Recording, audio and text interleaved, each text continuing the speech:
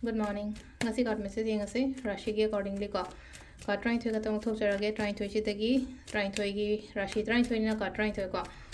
to sidale ko han ba sidale re ani shuba sidale re ahum mari manga taruk taret nipan mapan tara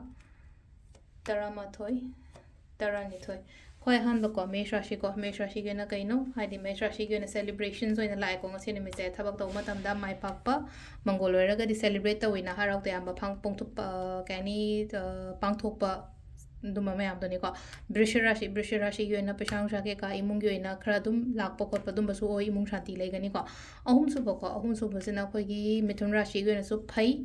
nungshi chana leiba positive energies lai ko sidana amu keno ko khoi karka rashi ge na selena chatke toge haina khale po to khong thang do pyo ko khandang khalaga leigano phaba la gani ko singa rashi ayel pan kem lei roi tawo kana badum la kani ko sida su leino ko phaba gumba lakpa engonda ayel pan leitaba thabak to to honna ga daba oina oi ko sisina maga kaina ge na honna ga daba honna ba haragati thabak se honna ragati akhoi da phangi dana ko adum me am do ni ko dhan kaino tula ge aina khaliba aina ningi ba se phango haina toraga la ko silai se ko kaino ge na nushi chana le mina ba ko mina ba tumai toraga la kaino gi se ko haidi brichik rashi gi se ko dhanu ko nungai ta ba khota ba khallaga sum lei gano thado adui wakhan me am da phaba khan se ko sisina khoi gi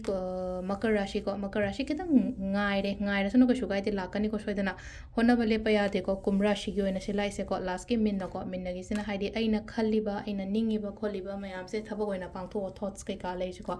ideas ke ka mayam ma lei se ko pangtho pi ma darkar roi ko adu sile ko wi rashi ki matung ina tarot card reading ma'am thank you